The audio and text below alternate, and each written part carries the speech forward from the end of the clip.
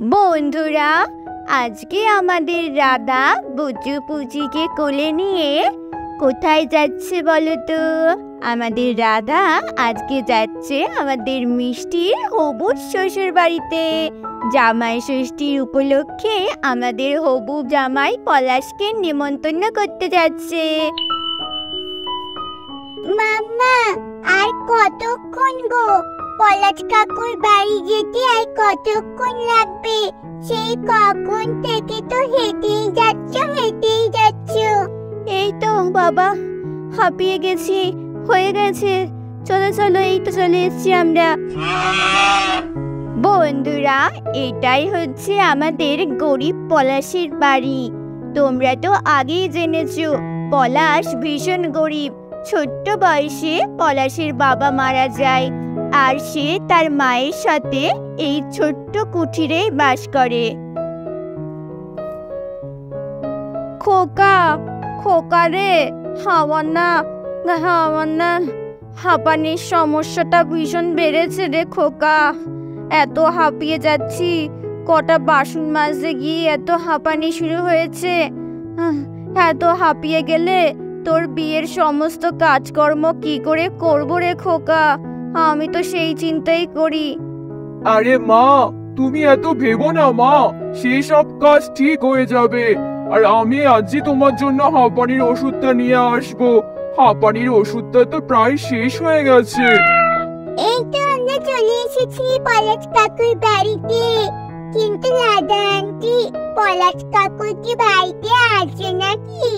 হ্যাঁ, ওই দেখ বাড়িতে তো আছে। ওই দেখ পলাশ কাকুর সাইকেল রাখা আছে বাইরে। হ্যাঁ তাই তো।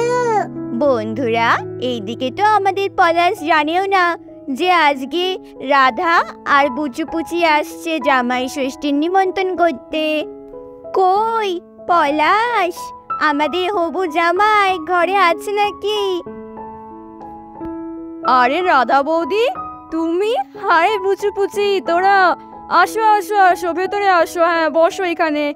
বাবা, কতদিন পর এলে। আরে রাধা মা, কেমন আছো মা? হ্যাঁ মাসিমা, আমি ভালোই আছি। কি রে, তোরা সব কেমন আছিস? হ্যাঁ ঠাম্মা, ভালো আছি আমরা। আরে রাধা বৌদি, তুমি আজকে আসবে জানলে ঘরটা একটু পরিষ্কার করে রেখে দিতাম। তার উপর কোনো খাবার দাবারও আনার নেই। কি যে আজকে হঠাৎ করে চলে এলে, আমি কি অবস্থা আমাদের ঘর বাড়ির। আরে পলাশ, শোনো, আমি তোমার দিদিরই মতো। এত আয়োজন করার কোনো দরকার নেই। যেমন আছো তেমনই ঠিক আছে। ভালোই করেছি না বলে এসছি, নইলে তো সকাল থেকে কাজকর্ম শুরু করে দিতে। সে তো একটু করবোই। আর ঠিক আছে ঠিক আছে, যেটা বলছিলাম, যার জন্য এসছি। পলাশ, শোনো বাবা, তোমাকে একটা কথা বলি। মাসিমা আপনিও শোনেন। দেখো পলাশ বাবা, সামনেই তো তোমাদের বিয়ে আমাদের ছোট্ট মিষ্টি ননদ মিষ্টির সাথে। তো তোমাদের যখন সামনেই বিয়ে, তো এবছর জামাই ষষ্ঠীতে তোমার নেমন্তন্ন থাকলো, ঠিক আছে? আরে আরে কি বলছো তুমি? আরে রাধা বৌদি, এইসব তুমি কি বলছো? আরে আমাদের তো বিয়েই হয়নি এখনো। তা কি হয়েছে? মিষ্টির দাদারা বৌদিরা সবাই তো তোমাকে জামাই বলে মেনেই নিয়েছে, তাহলে তো আর কোনো অসুবিধা নেই। শোনো শোনো, আমাকে কিন্তু পুচির বাবা অনেকবার করে বলে দিয়েছে এইবারে জামাই ষষ্ঠীতে তোমার আশা চাই চাই, বুঝেছো? আরে ঠিক আছে ঠিক আছে, খোকাকে আমি সকাল সকাল পাঠিয়ে দেবো খুনি। খোকা, তুই আর না করিস না বাবা, এত দূরে এসছে যখন। ঠিক আছে। আচ্ছা, কি বলবো আমি আর। হ্যাঁ ঠিক আছে ঠিক আছে, যাবো খুনি। হ্যাঁ বৌদি, ঠিক আছে যাবো আমি। হ্যাঁ, আশা চাই চাই, কিন্তু সকাল সকাল চলে আসবে। আমাদের বাড়িতে অনেক নিয়ম কানুন আছে, তার উপর তুমি প্রথম জামাই হয়ে এসছো আমাদের বাড়িতে, ঠিক আছে?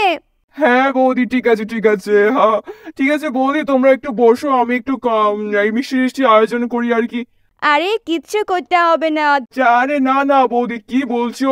এতদিন পরে এলে আর মিষ্টি খাবে না? দাঁড়াও দাঁড়াও, চুপ করে বসো তো তোমরা। বুঝি বুঝি যাস না কোথাও, এখানে চুপটি করে বসে থাক। হ্যাঁ আচ্ছা পলাশ কাকু, ঠিক আছে। বন্ধুরা, তারপর তো আমাদের পলাশ সাইকেল নিয়ে বেরিয়ে যায় মিষ্টি আনতে। বন্ধুরা, ঠিক আধ ঘন্টা পর আমাদের পলাশ ফিরে আসে। মা, ও মা, এদিকে আসো, শিগগিরই আসো। ব্যাগটা একটু ধরো তো, আমি একা নামাতে পারছি না। ওই তো আমার খোকা মিষ্টি নিয়ে চলে এসছে। রাধা, তুমি বসো, হ্যাঁ আমি যাই গিয়ে নিয়ে আসি। আরে মাসিমা, আপনার তো এমনিতেই হাঁটতে চলতে অসুবিধা হয়, আপনি বসুন, বরঞ্চ আমি যাই। আরে না না মা, তুমি এতদিন পরে এসছো, বসো তো, আমি যাচ্ছি, কিচ্ছু হবে না। এইসব হাঁটাচলা করার আমার অভ্যাস আছে, জাস্ট একটু হাঁপানির সমস্যা আমার, ওই আর কি। আচ্ছা মাসিমা, কি যে বলবো, আমি এলেই না এত ওরা উতলা হয়ে পড়ে, তার জন্যই আসতে ইচ্ছা করে না এদের বাড়িতে। কি রে খোকা, মিষ্টি টিষ্টি বেশি করে এনেছিস তো? আমার মিষ্টি মা না আসলে খুব ভালো হতো, কেমন যেন দেখিনি, মনটাও কেমন একটা করছে। একটা ফোন করবি বাবা? আচ্ছা মা, আমিও সেটাই ভাবছিলাম, বৌদি এলো মিষ্টিটাও চলে আসতে পারতো, অনেকদিন আসেনি বাড়িতে। ঠিক আছে, তুমি মিষ্টিগুলো ধরো, আমি ঘরে গিয়ে ফোন করছি মিষ্টিকে একটা। হ্যাঁ বাবা, আয় আয়, দায় দায়। তো বলছি রাধা, বলছি আমার হবু বৌমা মিষ্টিকেও তো আনতে পারতে নাকি? আরে আমি বলেছিলাম, ও বললো এখন যাব না, আর একেবারে বিয়ে করে শ্বশুর বাড়ি যাব, তার আগে এতবার করে আসতে ওর কেমন লজ্জা লাগছে। আরে কপাল, এত লজ্জা পেলে হয়? ঠিক আছে, তুমি আমার খোকা একটা বলছে ফোন করবে মিষ্টিকে, দেখা যাক ও আসে কিনা। আসতে বলতে হলে মানে ভালো হতো, মানে কি বলবো আর কি, আমার মানে অনেকদিন দেখিনি ওকে, বুঝতেই পারছো আর কি, মনটাও তো কেমন একটা করে না, কি বলো? আমার হবু বৌমাটাকে এত আদরের। হ্যাঁ হ্যাঁ, বুঝতে পেরেছি মাসিমা। বলছি তাহলে পলাশ, ফোন করেই দেখো একটা কি।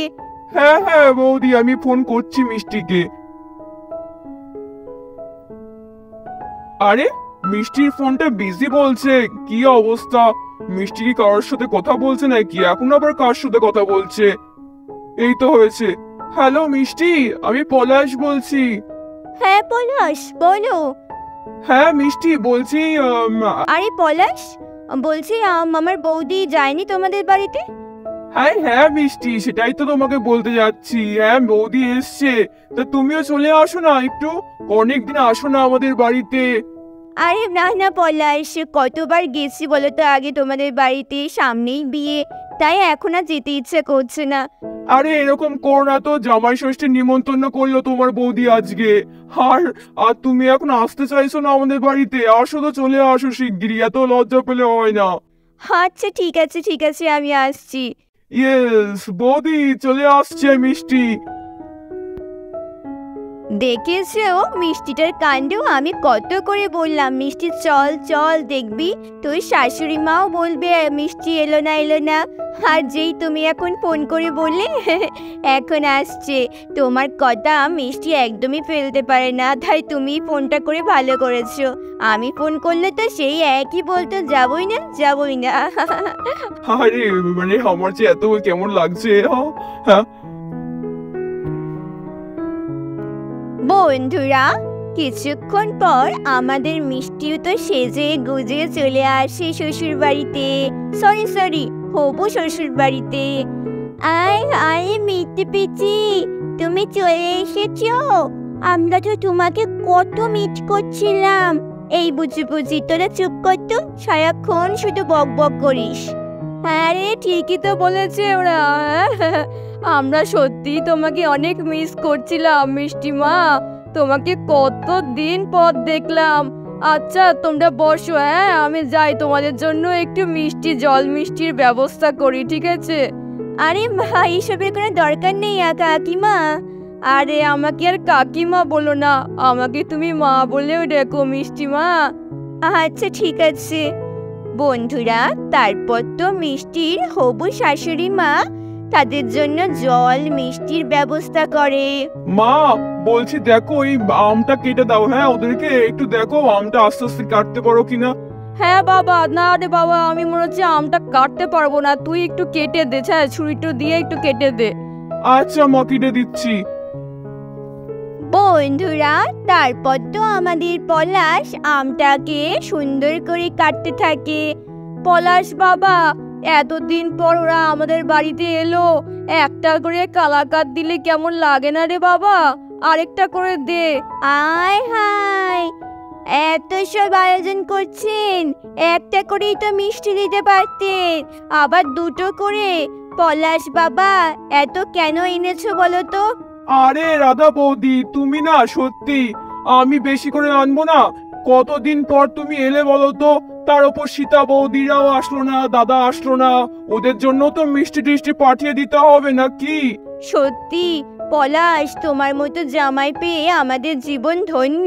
তো বন্ধুরা, কেমন লাগলো আজকে আমাদের এই পর্ব? ভালো লাগলে অবশ্যই এক্ষুনি একটা লাইক করো, কমেন্ট করো, আর তোমার বন্ধুদের সঙ্গে শেয়ার করো। আর আমাদের পরবর্তী পর্ব দেখতে চাইলে এক্ষুনি আমাদের চ্যানেলটাকে সাবস্ক্রাইব করো। Bye, love you all.